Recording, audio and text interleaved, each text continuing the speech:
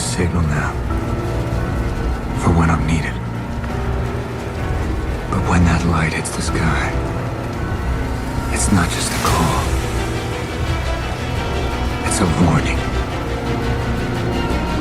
to them.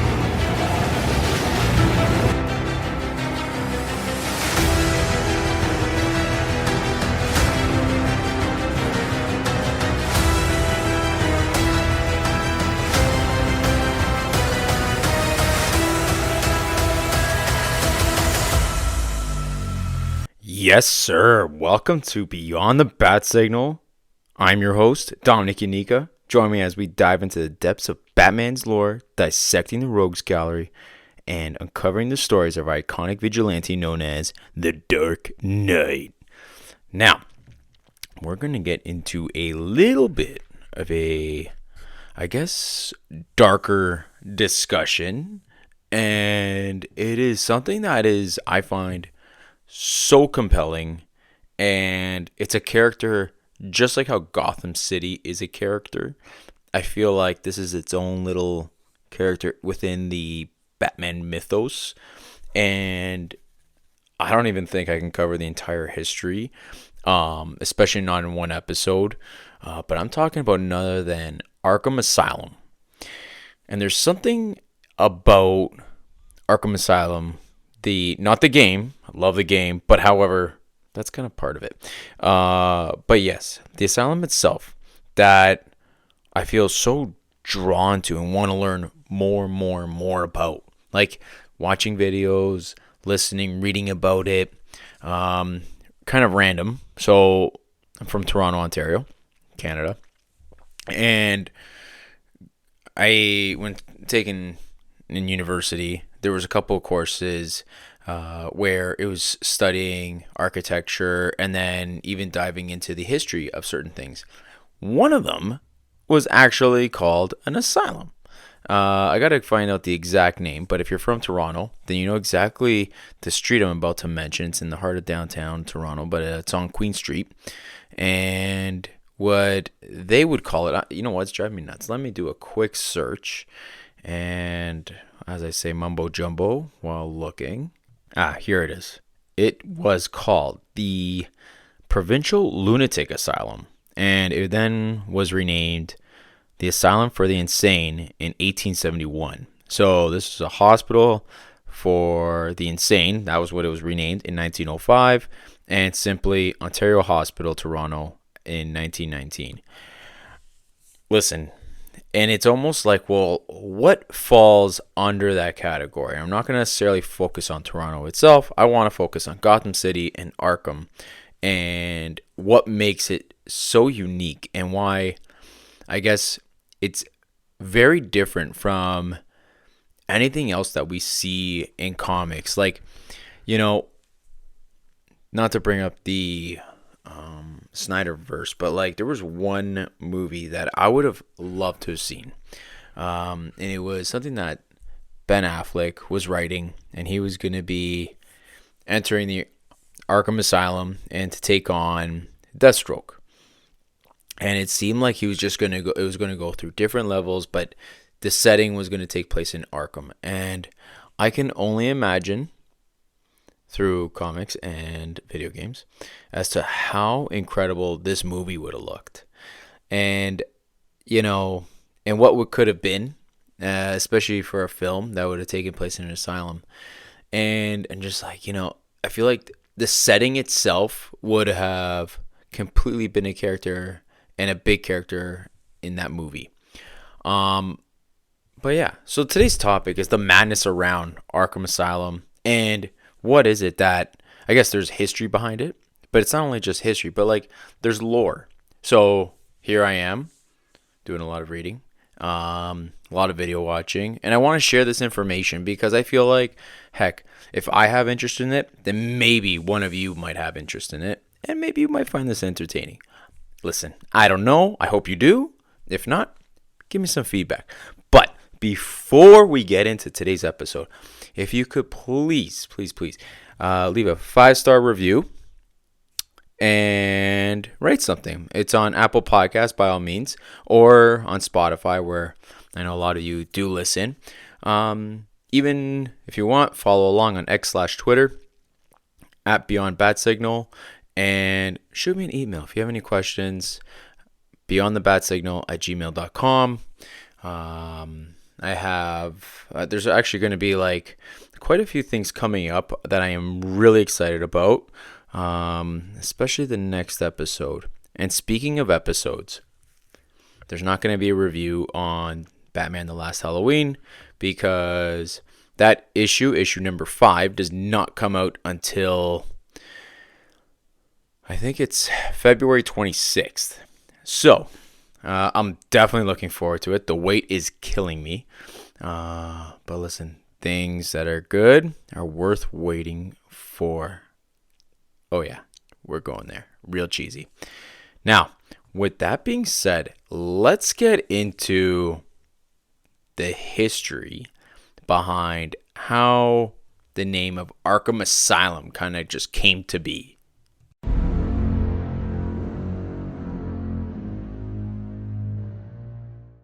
So, as I've said, Arkham is not just a building. Like, at least not to me. I don't know about you, but it's definitely a character. Just like Gotham City. It basically, when I look at it, it reflects the madness as to what goes on in there. And there's no better comic book than Arkham Asylum, A Serious House on Serious Earth, written by Grant Morrison, the brilliant Grant Morrison. But anyway, and they have a wide array of Batman's rogues gallery. So, and you know, all of them very intriguing. There's a reason why we find his rogues gallery probably the most compelling villains across any comic book character. But it's haunted, and people feel like, I feel like they like that sense of horror, especially with Batman. Very different from any other DC superhero or Marvel in that case. But it's a haunted origin story. There's always a revolving door as to like which criminal's going in or escaping, because it seems like they escape so easily. And the first thing that comes to mind was Joker from Batman the Animated Series, just escaping with a Christmas tree. Anyway, but yeah, we're going to explore everything that Gotham has to offer.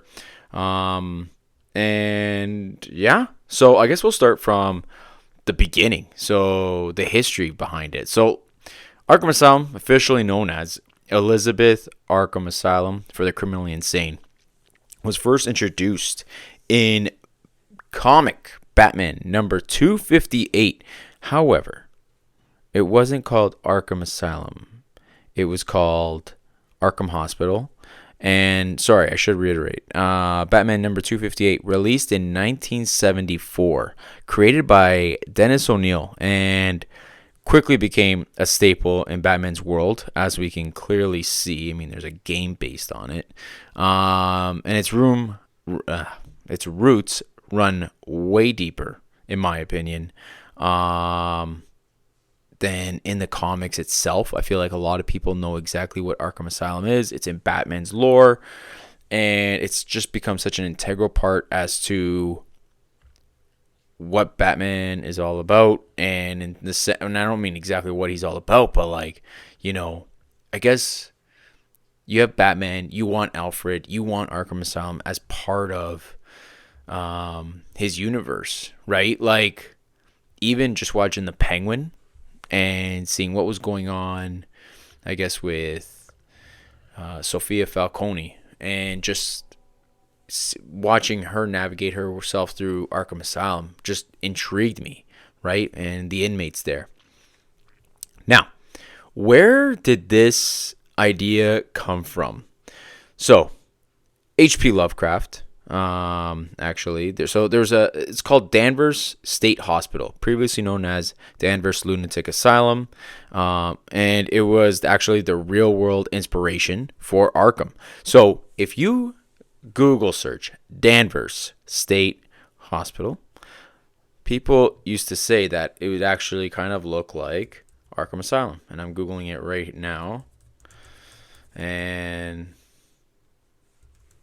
let's see what we get.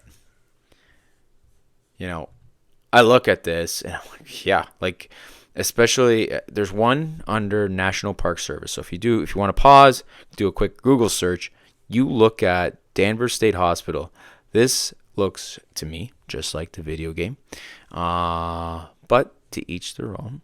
And I'm curious what you guys think about it. But yeah, so that's where the inspiration came from. But it was not from the Batman writers. It was from H.P. Lovecraft. So for Lovecraft, many of you might remember, I'm not sure, he was the king of unsettling, disturbing storytelling. Very unique storytelling, might I add. And it was widely assumed, although not confirmed, that Danvers State Hospital was a real-world inspiration for Arkham. Okay? Who knows? But you look at the architecture, and listen, it's not just me. There's, I guess, like a lot of evidence out there that just be your own judge. But you look at the architecture, and to me, it looks very similar to what was drawn inspiration from. Now, to look at how this was built, and I'm talking about Danvers State Hospital, there was also underground tunnels, experimental approaches to patient care that was actually common, and mechanical restraints deemed harmful, leaving hundreds of inmates wandered. So this is where hundreds of inmates just kind of wandered freely in a facility. And again, this was not only that, but it also was a clinical school that was added, seeing an influx in mentally ill children joining the population. So can you imagine this hospital with people just walking freely and need a lot of attention? Okay, so there was actually some unique and inhumane practices that I have to share. Shock therapy. If you're not sure what shock therapy is, just go watch The Penguin and see what Sophia Falcone had to go through to help manage the inmates, as well as accounts for they were in straitjackets. First image that comes to mind is Kevin Conroy's Batman in a straitjacket. I don't know. And radical drug therapies. So when these practices came to light and brought to, I guess, when it came to light in the 1960s, the population of the hospital decreased because they're like, listen, we thought that they were going to be treated. I mean, I'm assuming that's why parents and family members brought these people to the hospital, right? And it was to be treated. And they saw a decreased population and eventually shut down. And I mean, listen, they're highlighting Massachusetts, but this happened. I know I brought up Toronto. It happened everywhere. But that was the inspiration for, and I'm assuming this is where Danny O'Neill kind of got it. But talk about a quintessential horror setting, right? I mean, you're thinking of they call it an insane asylum for the sick. And, you read about what Ben Affleck was writing, and I'm like, man, that's just unsettling. It's something where I'm like, I feel like I'm on the edge of my seat, but I'm like eating popcorn fast, and it's like, what's going to happen? And I'm ready for a jump scare. But yeah, and if you kind of Google search some of these asylums, they were deteriorating, they were dirty, they were filthy, very much Arkham feel. Now, should share that there was a novel called Project 17 and a movie called Session 9. So if you want to focus on something where it's like an asylum where there's stories that discuss this, Project 17, the novel, and movie called Session 9, worth watching. Now, with that being said, let's go back to Denny O'Neill and Irv Novak, who basically named Arkham Hospital, and then they kind of went back and forth. So it was Arkham Hospital, and then went to Sanatorium, back to Asylum, and they kind of went back and forth, and then they finally settled on the latter, calling it Arkham Asylum. So one thing was its location.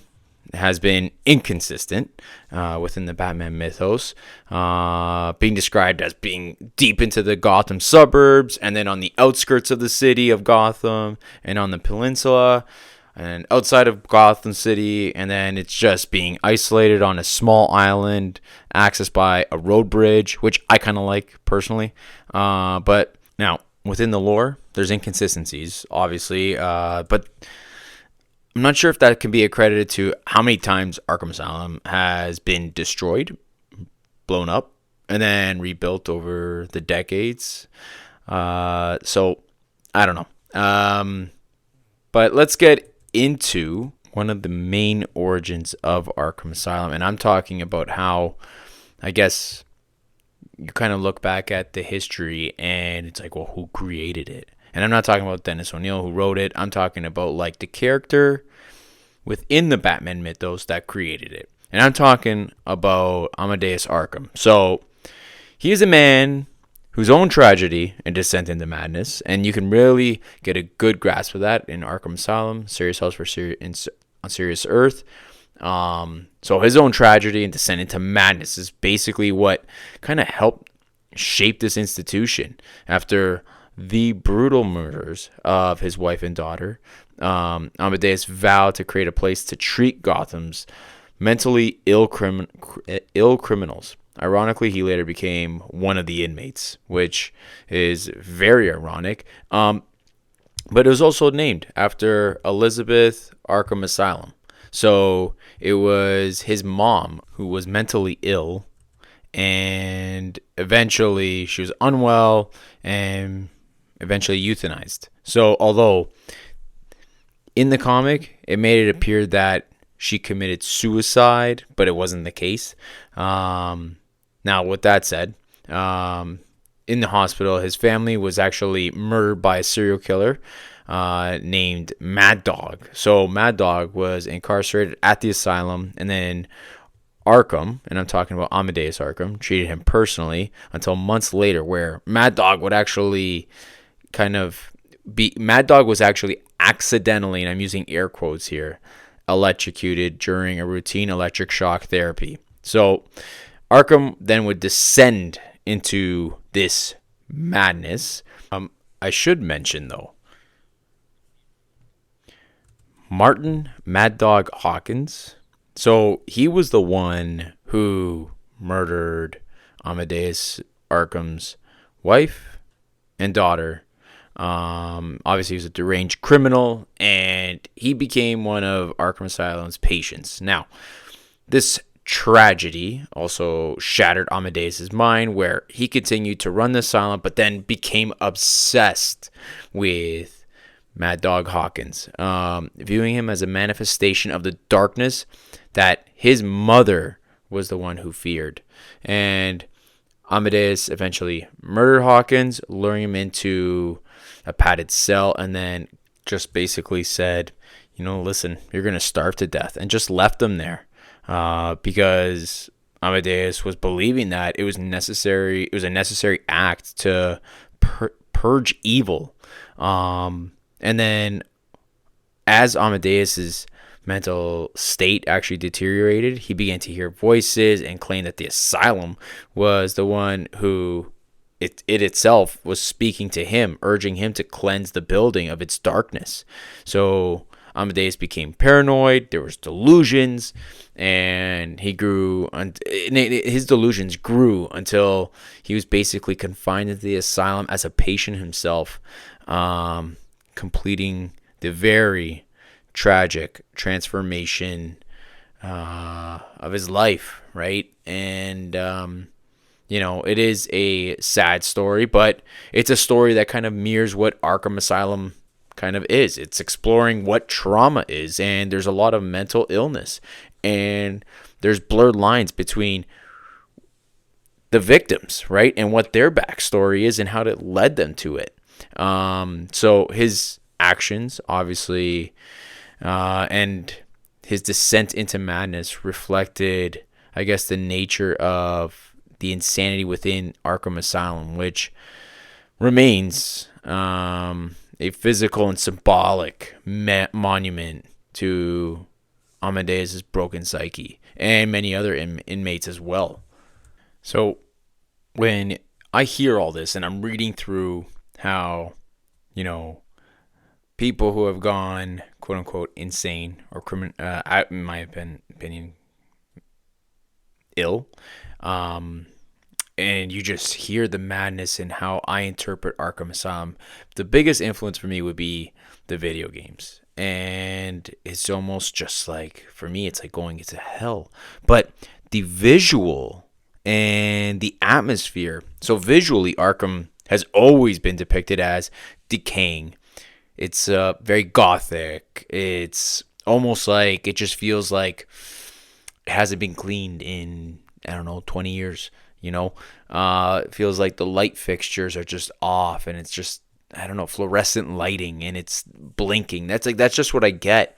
You touch the floor, it's almost like, I'm not sure if you ever step into like a gym shower, and it kind of feels like barefoot, and I mean barefoot, where it just doesn't feel right. It doesn't feel like your own shower floor. It feels filthy. That's exactly what I kind of envision. And it's crumbling architecture, like it hasn't been touched in decades, and it needs a lot of money to be inputted in. But yeah, and then there's like a lot of shadows. It just seems to have a vibe of its own, like completely different from anything else within the Gotham universe. But it's a place that still feels alive, but not in a good way. And it's not in a comforting way by any means.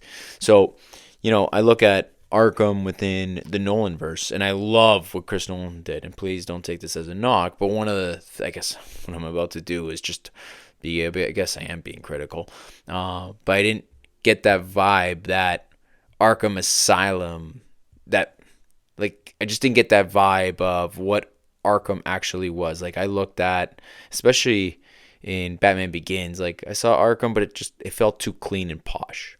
That's just me, right? Now, there are so many inmates that Arkham has, which again makes it so compelling as to what did people do. I mean, there's a lore about it, and people are drawn to it. But one of the main reasons is the residents, the people who are in Arkham. And Arkham Asylum would not be them without its patients. It's like Batman. Like, Batman is who he is, but his rogues gallery really propel him to make that much more of a compelling character. But yeah, Gotham's rogues gallery are legendary, and each villain reflects a different piece of Batman's psyche and the darkness that lives within Arkham. And there's no doubt, like, it's haunted within that universe. I mean, I mentioned Joker, who it's almost like that's like his home, right? Arkham Asylum is his home. And we can't start without mentioning the Joker is probably Arkham's most infamous resident. He escapes so frequently. You can tell that the security is just, less than stellar. And they've almost become part of the institution's routine. Joker comes in, Joker gets out. Joker runs the asylum. And there's so many good stories with Joker running the asylum. Clearly, the one by Grant Morrison is one that just sticks to me. And it's weird because that comic, as I've gotten older, I've become more fond of. Anyway, but Joker treats Arkham a lot less like a prison and more like a backstage area for his act, right? Like, I'm going back to the video game where Joker's like, he's trapped, he's arrested, he gets dropped off, and then he's running the nut house. That's what I picture. Exactly it. Harleen Quinzel is another where, when I say Harleen Quinzel, this was Dr. Harleen Quinzel, psychiatrist who was treating the Joker and then fell in love with him. I guess that's tragic tale, in my opinion. But her descent into madness when she wanted to be a healer and then became an inmate in Arkham Asylum is a wild story to me. And I bring up Arkham Shadow, the video game, where the storytellers for that video game were brilliant. Like, they gave a real good backstory to Harley Quinn that we've never really seen in video games or on television or movies. Really, like they went pretty in depth. I mean, we've seen it in comics, but here they just nailed Harleen Quinzel and turning into Harley Quinn. Very fascinating, and I get why fans are very drawn to her character. Then we have Scarecrow, or Dr. Jonathan Crane. So this guy obsessed with fear. Him and his fear toxin. Again, something where if you watch Batman Begins or even the animated series or the Arkham video games, it's that element of horror that he brings. And Arkham is just basically a testing ground for his fear toxin. So turning this asylum into a house of horrors, so to speak. So, and then, you have the Arkham video games where he has his nightmare sequences all within Arkham Asylum. And it was basically like tests for Batman. And I can't tell you how many times I played that video game at nighttime, lights off, and I was freaked out by it. Then you have Two-Face, where, for him, and I'm talking about Two-Face alone, the way he's depicted within Grant Morrison's Arkham Asylum, where he's just more than a Two-Face. But anyway, Arkham, he had a struggle with duality, right? Where as Victor Zsasz was basically just obsessed with just marking his kills constantly and then just cutting himself just to mark. It's like another trophy. So again, like there's other inmates, but Two-Face and beyond, where they have a unique place within Arkham Asylum. And you look at the one by Grant Morrison where Two-Face can't even make a decision anymore. Like, he can do heads, tails, but it's more than that now. He can't even do that anymore. And it's to the point where he was struggling to make a decision that he peed himself, right? But yeah, and then you have obviously guys like the Ventriloquist and Scarface, Poison Ivy. Like, do guys like Bane, do they belong in Arkham Asylum? No, I don't think so. Guys like Carmine Falcone, no. Salvatore Maroni, no. Mad Hatter, I don't know. I would say yes. But any of those mobster guys, definitely not. I just think that they don't belong within Arkham Asylum. But with that said, Arkham's also had an impact. So let's get into this segment of the impact that Arkham has had on Batman and Gotham. So, what does Arkham in general represent to the larger Batman universe? It's not just a holding cell for villains. It's a symbol.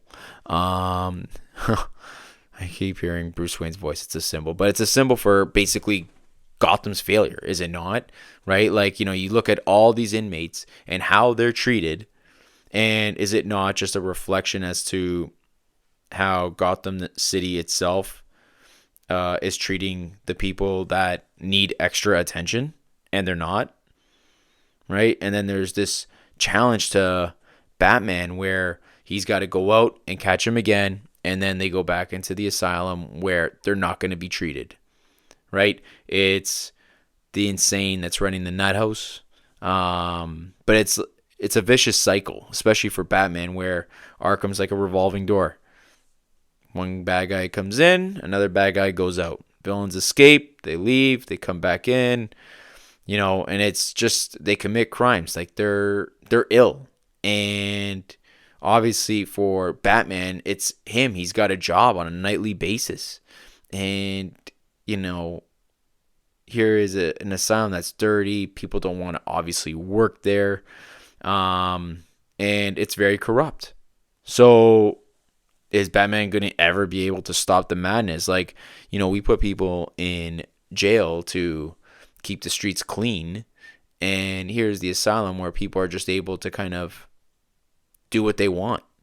And there's no order. I don't know. Now,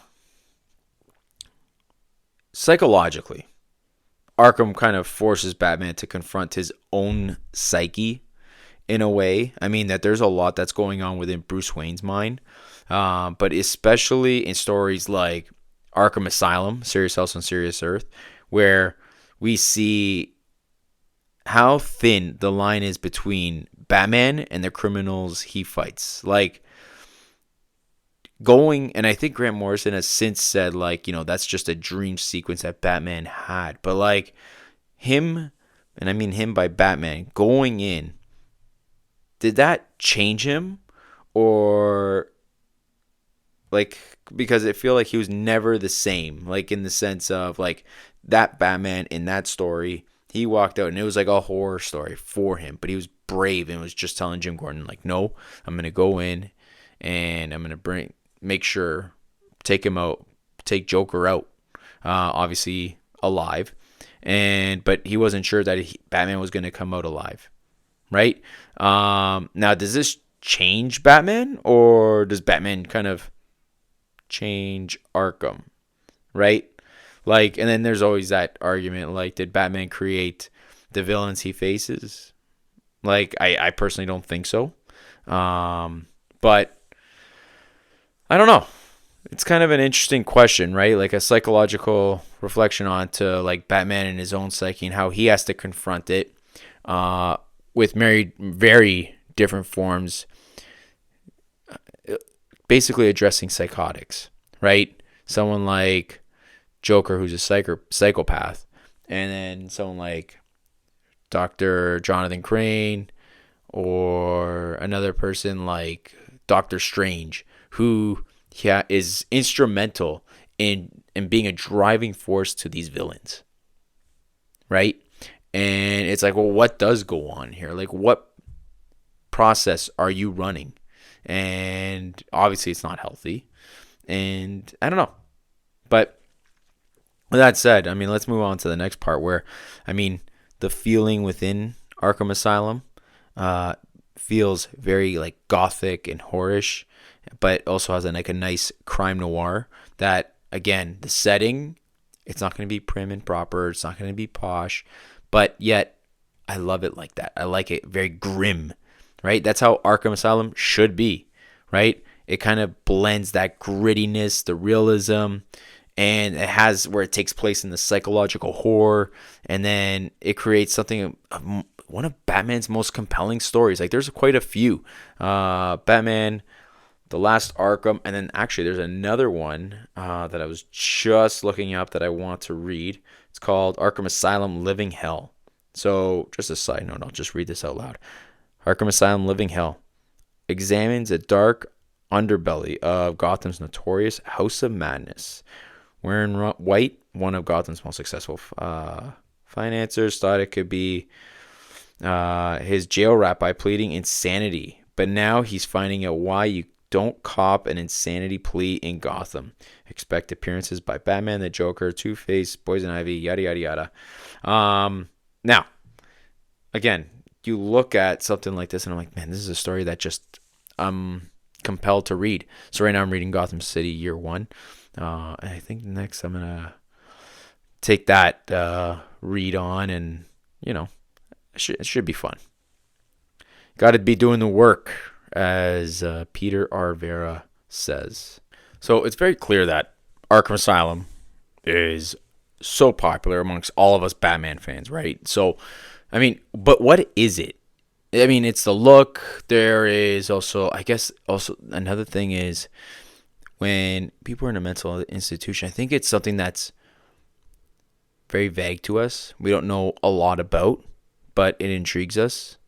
And I don't mean that in a sickening or condescending way. I mean, like, we watch actually movies about this. There's documentaries on it. But it seems to have struck a chord with the audience, because it's obviously a mainstay within Batman lore.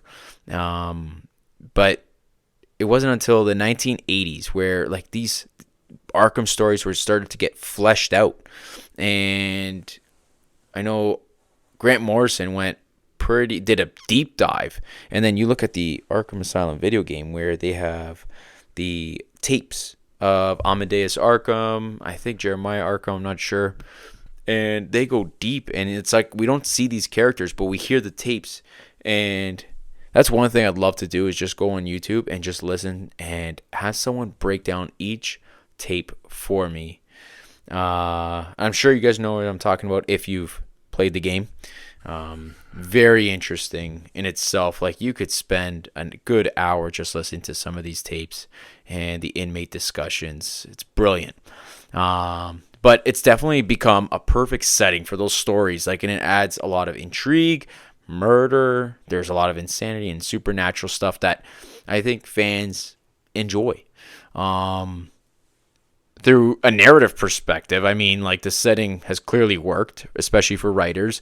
I mean, we all went nuts when we saw Joker Folia do, and all he was doing was dancing on top of a building with Lady Gaga's Harley Quinn, and we saw Arkham all lit up. Like, we're like, wow, that looks just so beautiful, right? And we were like, okay, well, what stories can come about there? And I'd say, there's quite a few stories that occur within Arkham Asylum that I can't wait to hear get fleshed out, especially through Matt Reeves. You got Joker in there, you got the Riddler, and who knows what else is going to go on. And I'd love for it to be fleshed out. Like, I'm praying to God that they have an Arkham Asylum TV series, exactly like how the Penguin was. I think it'd be a hit, me personally, especially if Reeves is on it. Maybe even Lauren LaFranc, who knows?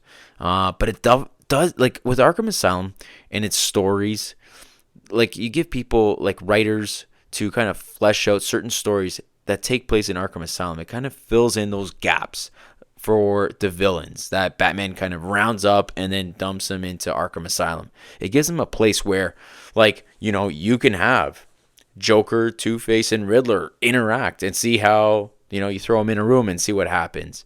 To me, it's interesting. I love it. They're very colorful, right? And all so unique. And it kind of gives a story within a certain setting, which I kind of like. I don't know. Also, Arkham being so popular is for psychological horror. So, again, I read Arkham Asylum, A Serious House on Serious Earth for the first time, and I remember thinking, and this was years ago, and I was like, the art sucks. I hate it. And what did I just read? And then I read it 2 years ago, and I'm like, man, like, this is incredible. What changed? And I think as I got older, the more intrigue I got. I was like, what's the deeper meaning? And questions as to why and how. And what was going on? What was going on within Grant Morrison's mind when he wrote this, right? But there's such a lore within it. And obviously, you got to be, like, I don't know, like, just to get into that mindset. But there's such a concept, and it's very, I don't know, you look at Arkham Asylum, the video game, where, like, they had an entire game built within that setting of the Arkham grounds, and probably arguably one of the best Batman video games ever created, but there's quite a few comics. I've mentioned Serious House on Serious Earth, The Last Arkham, Living Hell was another one that I can't wait to read. But these are perfect settings to kind of flesh out certain villain stories, right? And I don't know. It's a little wonder as to why it is frequently revisited for deeper explorations, right? Like, for me especially, diving deeper into the villains, which are so compelling, into the character psyches and, like, what makes them so effective and what makes, I don't know, even Batman within that setting is very intriguing. But what's your take? Like, pretty curious. Give me some feedback. What do you think? How you feel about Arkham Asylum? Do you love it? Do you hate it?